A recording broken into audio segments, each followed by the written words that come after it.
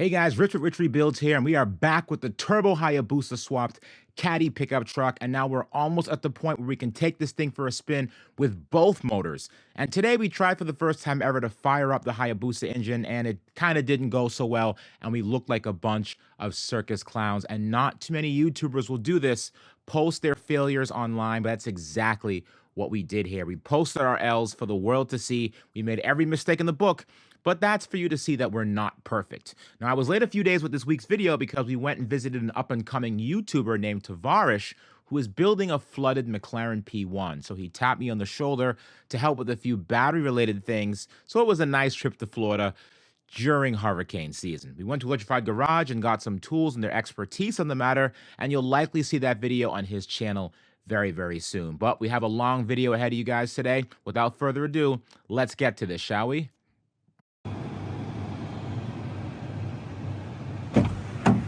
Freddie, what's up, man? Hey, man. How you doing, big boss? Thanks for picking me up. You're glowing, dude. I am glowing. Why? I'm pregnant. Just kidding. Tiege Hanley. It's great. And I've been using Tiege Hanley for my new skincare routine over the last few months, and my skin's been great.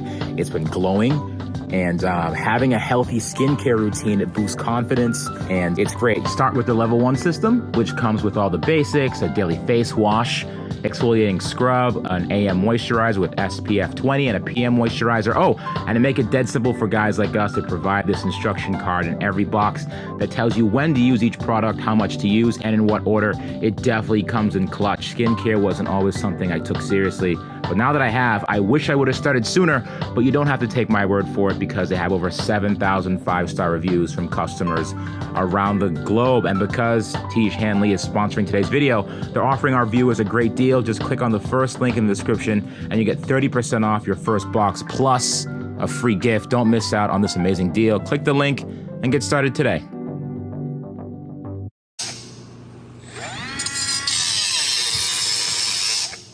This is the intake. Right now, this inlet is facing down too low.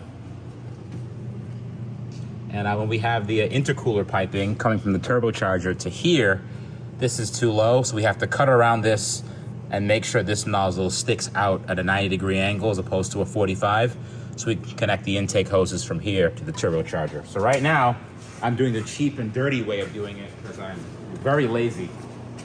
And instead of doing it the right way and getting an intercooler and just cutting this out and filling this up, I'm actually cutting this hat off and rotating it instead.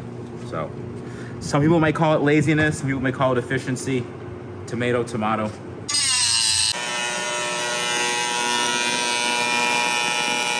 So this interior is in some desperate need of some sprucing. There looks to be some kind of ring stain on the passenger seat. Don't know what that is, but if this thing's gonna be sliding around with this Hayabusa engine at the back of it, we need seats that have better bolsters. And I'll tell you right now, one of my favorite cars, it was one of my first cars, I keep mentioning this, is the Dodge Neon SRT4. And these are Dodge Neon SRT4 Viper-inspired seats. These are similar seats that are found in the Dodge Viper. It's kind of reminiscent of my old SRT4, John. So this is kind of like a nostalgic touch. It is. Having bits and pieces of former or current cars in the caddy kind of really brings things home. That's back to your youth. Back to my youth. I was in my, man, I was young.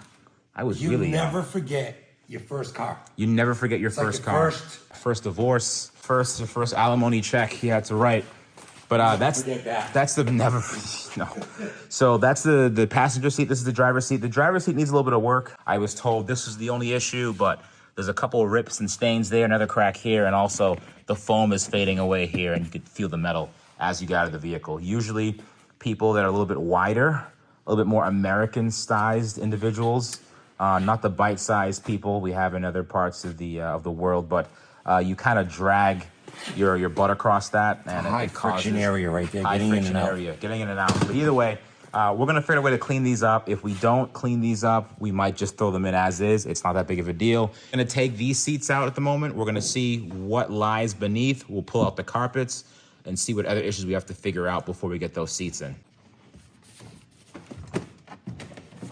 Cry too much, so see what it'll kind of look like. Oh yeah. We'll make it work. Look how much it covers in the back. I know, right? Almost the whole thing. This is what happens when you get a European style seat with something that made all of 40 horsepower versus a more of an American vehicle that made 240 horsepower, 230, 215, the 2003 model years. It actually looks really good. Oh no, you know what? You know who will fit in there, right? Who? Our little friend Joey.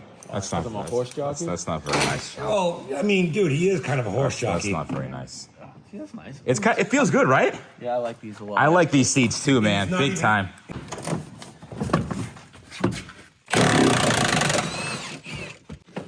This is a lot of the behind the scenes stuff no one's talking about, but look at that disgusting glue. You got to actually take it out and do it right. Yeah, Welcome to the world of upholstery. Everybody thinks it's fun and games. it's all fun and games, but No, it doesn't seem It's like not. fun and games.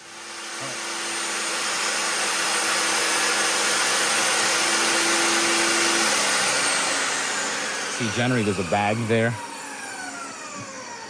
So this is gonna be the overall design for the rear of the bed. If you look right here, this is the scavenge pump that we're gonna use for the oil to help circulate the oil in the engine. This is the actual intercooler for the bike. So right here, remember earlier, we actually cut the bottom off of this and we clocked it about 15 to 20 degrees so the air charge piping could still go to the turbocharger. This is an air to water intercooler. This is actually a liquid cooled. What we're gonna do is we're gonna have the reservoir, number one. This is an overflow reservoir, which we're gonna mount probably to the side somewhere. These ports are gonna go in here on this side, and then the liquid is gonna get cooled, hopefully by this radiator. I like the way this looks. It's not getting the ideal cooling, but all things considered, you know, Mike, the previous owner, ran this without an intercooler at all. He actually just used this and circulated the coolant through it. I think adding this is going to help. Again, not ideal placement for airflow. What you'd want to do is probably have it maybe somewhere like this or something like over here and have the NACA duct on this side. But maybe what we could do, if we really want to get sexy with it, we potentially could angle this up, have the NACA duct on this side, and have an air duct going directly to this so it cools it. Not ideal placement, but it's really more so meant for the looks and the optics of things. We're struggling to find a good coolant pump that could pump coolant that's over 200 degrees. And most of those pumps were hundreds of dollars. We actually ended up getting a BMW pump. This is a BMW coolant pump for, I think, a 5 Series. This could handle way more than 200 degrees because BMWs overheat all the time. What we're gonna do for this is, you're probably wondering why we even have a coolant pump for this in the first place, considering it pumps its own coolant. Right here in the front of the casing, there already is a water pump there, but this is a much stronger one. We're gonna utilize a block-off plate. We're gonna block this off and use an external coolant pump to circulate the coolant from the engine to here, through the radiator, and back out to the engine again. So we're gonna make this a little bit longer by putting a black piece of ABS over this, just so it looks a little bit cleaner. We have to relocate that Schrader valve to fill in the air, but I think we're going to have this thing come together pretty good. Let's get to it. John is meticulously cutting out this NACA duct. I like it, John. Yeah, eyeballing it like we always do. It looks great.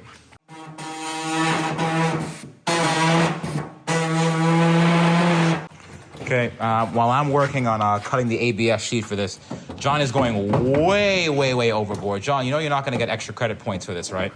No, it's fine. John's mounting the reservoir for the intercooler right now in the wrong place, but besides the point. I would have just put in self-tapping screws, but look at John. John, what are you doing right now, John? Putting in riv nuts so we can take it out and reinstall it after we paint the thing. Well, if you put self-tapping screws in the same thing. Yeah. John just likes spending time. He thinks he's better than us. He thinks he's better than us, exactly. All right, Joey's doing his minor body work here and there. John finally got this thing mounted after 6.5 hours. Let's see, what do we, oh, look at that fuel pump. Perfect. That's the inline fuel pump. Mike loves his red anodized. Mike just likes his red. I don't know how to say that. Anodized. Mike likes his red anodization. Mike likes his red. So we're gonna paint that black. because we took the red off of this as one as well, so it matches a little bit better. But right here, this is the inline fuel pump. This is what's gonna help deliver fuel from the fuel cell to the motorcycle fuel rail. More red. It looks more, oh look, it's red. Yeah. Mike likes his red. He does. You know, I used to love red. Now I'm a black guy. I like to have everything visible, and that's been the overall goal for this, just so you could see everything and how everything operates. That helps in a lot of cases, also ease of use and repair too. So it's easier to put it right in front of your face instead of hiding it in plain sight.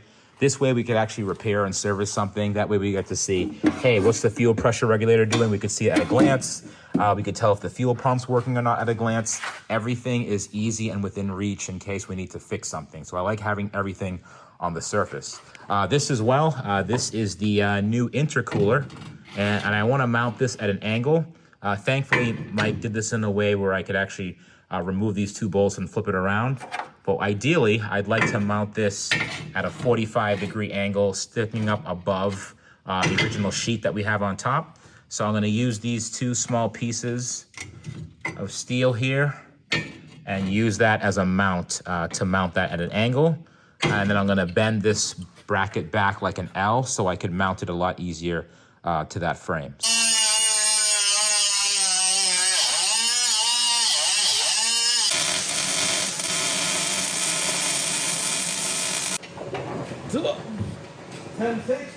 Ah, gosh. Look at that, all of that work. All of that work just because I wanted that at an angle, and we wanted it to match the angle of the radiator in front. All of that work. Not only is that not a great place to mount it, it's not getting great airflow, you name it. But it looks cool, damn it. That's all that matters. It looks... Geometrically progressive? No, here we go. Okay. All right, it's the following day, and we have a lot going on here. We learned quite a few things.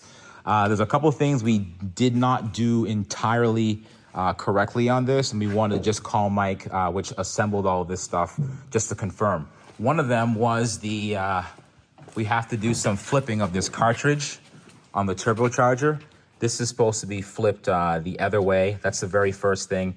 As you can see, there's a check valve mid-line so that it actually drains properly back into the engine. The second portion is are these tubes right here. That goes from what's gonna be the new top, and it's gonna drain directly back into this fill right here.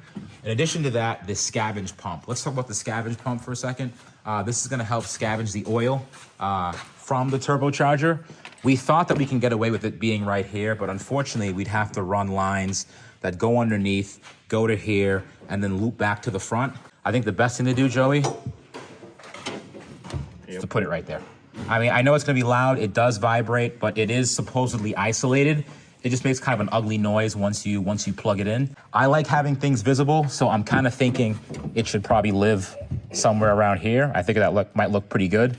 Joey plumbed in the fuel pressure regulator.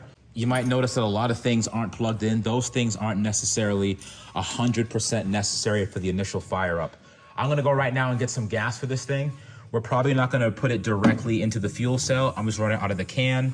We're gonna verify operation, we'll verify spark, we'll verify fuel delivery, and we should be in pretty decent shape. Rich, Ready for this? What's that? do we need this? Oh my goodness. I love saving weight. What is this? Do we need that? I don't think so. I'll take the fuses though. All right. Looks great, buddy. All right, let's do it.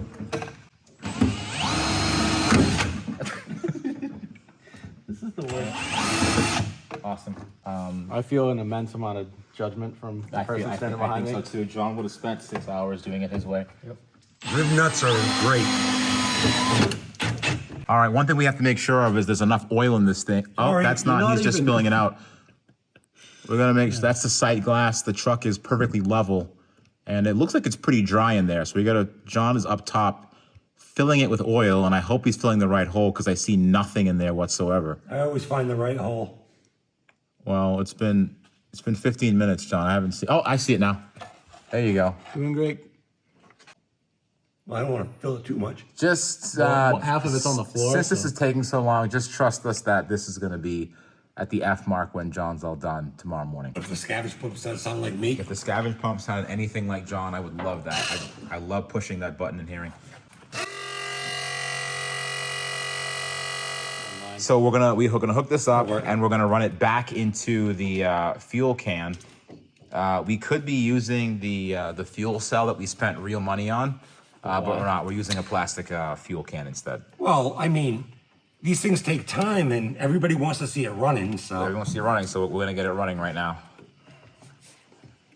almost there, Joey. You're doing great. Oh, so is that still bleeding off the fuel pressure? Yeah. That's cool. It's going directly into John's lungs. Seriously. What else is it doing? Yeah, there it is. So All right, let's try the key again. Oh, look at. that's it. 2 in 1s. DP. Thank you. At least I didn't say it. All right, I know what you were hinting at. So Good. Hike.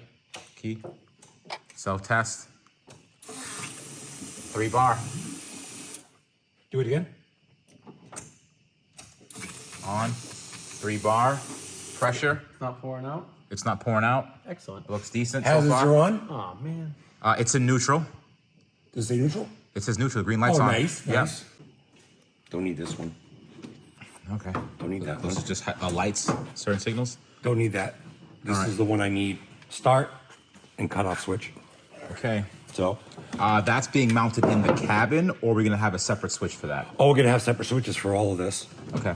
because there's no handlebars in this car. There's no handlebars. You could still mount it by itself. That's how I did it in the rat rod. Are we gonna ghetto this? Things are different. Are we gonna? Are we going to ghetto this? Are we gonna ghetto this? Are we doing gonna? right? All right, we got one here, One fire extinguisher there. one behind you, One there. and we have one right here. Another fire extinguisher. Plus, I have my running boots on, so Yeah, your running we used to run like hell. It's fine. Only thing of value in this shop is the Z06, but I think it's high enough where it should be all right. I think we could push this thing out. We could. There's not a clear. Is there a clear path out? Listen, bro. All right. Something happens. Yeah, it's. I know. I'm ghost. John will be pelling those little legs forever. All right, ready? All right. So we got ignition, priming fuel. Whoa. You I'm on? standing right in front of the Yeah, I exhaust. know. Yeah, why don't you do that, Joey? Ready? For it.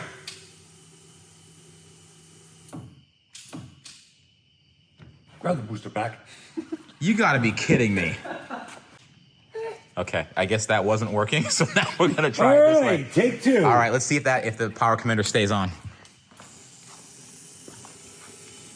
Probably. No, it shut off again. That's weird. Hold but, on. All Let's right. try this.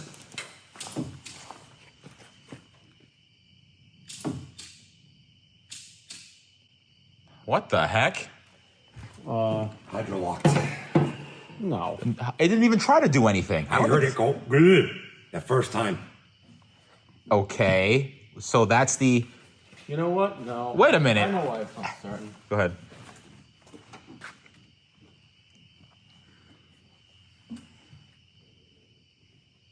Oh, we're not running this. Are you starting the sump later?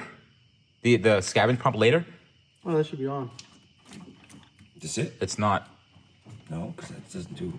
Hang on. Actually, that's a good safety thing because that should be, yeah. That power goes to there.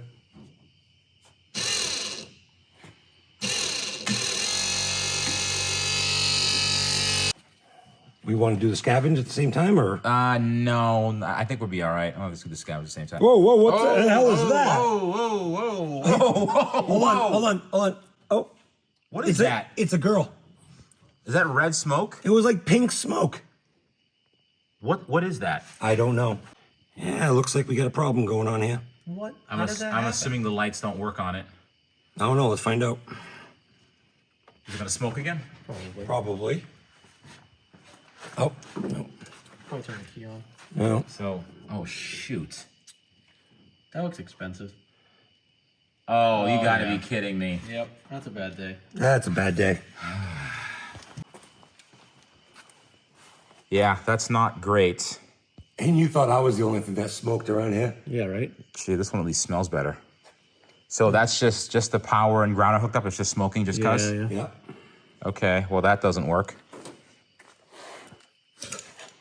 You son of a. Mike, you believe that we might be able to start this thing sans that dyno jet tool, right? Exactly. If you have the power commander, the mother brain on the main unit, it should have the map that I saved to start and idle the engine. The auto tune is gonna want to try to tune it. So without the auto tune, it's not going to continue to correct. You won't be able to monitor what the active AFR is, but you'll be able to start it based on what I put in it here in Vegas. Okay, So I left it rich here. So there, hopefully it'll be lean to where it's perfectly at 13 something as opposed to 12 something here. Okay, so what you're saying is that additional tool we have is an add-on. So it's the auto tune isn't necessary. It goes by what the O2 sensor is picking up to figure out how to adjust the air fuel accordingly. Exactly. Mike, you're going to hear this start for the first time, God willing. Just start the damn thing, please. And Power commander, shut off. Hold up. don't worry about it. We're leaking fuel. We're leaking fuel again. Okay, all right, we're leaking fuel. Mike, we'll call you back. Okay. We'll call you back, Mike. All right, sounds good. Scavenge on. Fuel pressure, 3 bars. Go for it. Oh, that's it. Go for it. So it cranks. It cranks. Is this one of the benefits to the auto tuner, Mike? It's trying to figure out air. Yes. Now you could be able to say, oh, okay, it's trying to get a reading, so now you can make it leaner or richer or whatever. Gotcha. So it's likely an air. Hold on. Ready? It's trying to find itself. Okay, scavenge is on again. One more crank.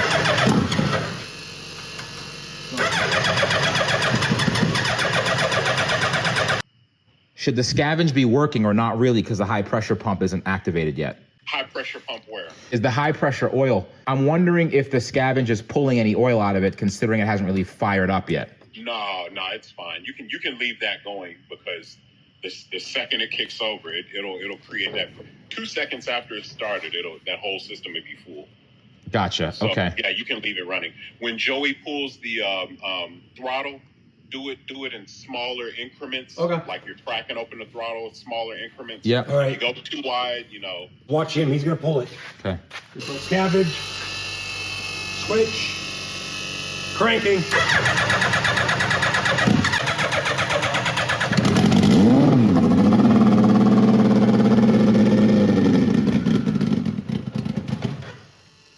Okay.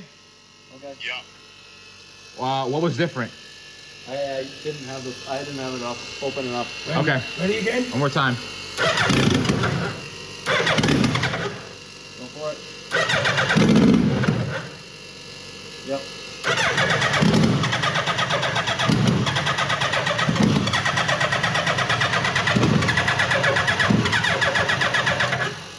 Also, that battery, we're asking a lot of it. So how's your thing? Is it feel still pretty good? It's down low. Go for it. Okay, so we have a new battery here, and now we have 2 Milwaukee vice grips connected to it, which should help us out a little bit. Hold on a second. I'm already forgetting the key. John has to put the key on. It's late, by the way, so we're still figuring this out. It's late. It's day like 3 of us being late. It almost seems like the week before SEMA. I know, right? Don't get me started. Scavenge pumps in. Scavenge, good. Switch is on. And start. Battery number 16. Battery number. That one. By the way, Optima red tops. Suck. They're not. I don't want to say they're bad because they might be like, hey, can we sponsor? But as of right now, these red tops are terrible batteries. The nature of the beast is that it's a dry cell. You can lay it down. You can do whatever you want. You can put it upside down. But the problem with dry cells is once they go dead, you cannot revive them. That's 10-5 right there. That did nothing for us. Okay. Smell it. So right now it's flooded. Which is cool. We're tired. We're tired, and It's late. I think we learned a lot today. So I think this is the main thing that's holding us back. So tomorrow, I have to go and find a new auto tuner tool. That's what I think's happening. I mean, it did freaking start up I know. for like a second. It tried to kick over, which isn't a bad place to be. So right now, we're gonna kind of go back to the drawing board. I have to run around like a chicken with its head cut off, trying to find a new auto tune tool. If you have one of these, let us know. Send it And care of. if you could ship it literally immediately, that would be cool. But other than that, I'm gonna go like on places like Facebook Marketplace. That's a good idea. Which I'll probably get I'll probably get another smoked one. Yeah.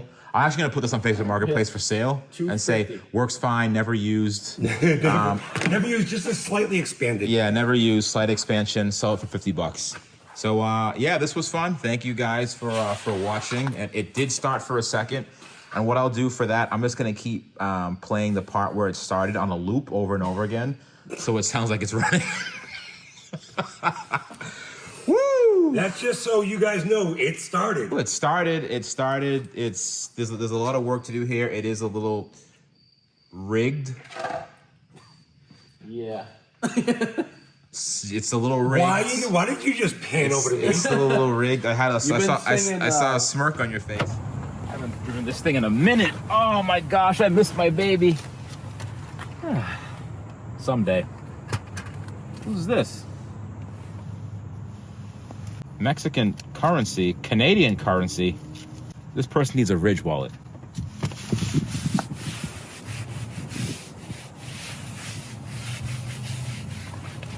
Like this one. See? Carbon fiber. It holds all the cards. There's a part for the money clip too. It's an awesome wallet. Ridge has partnered with Hennessy for their summer sweepstakes, and your next wallet can turn into a new Hennessy Bronco, Velociraptor, and here's how. Without spending $1, you can enter on their website for the chance to win a brand new upgraded Hennessy Ford Bronco. Use my link, you'll get 10 bonus entries at checkout. And remember to use the link and code to also get you 10% off.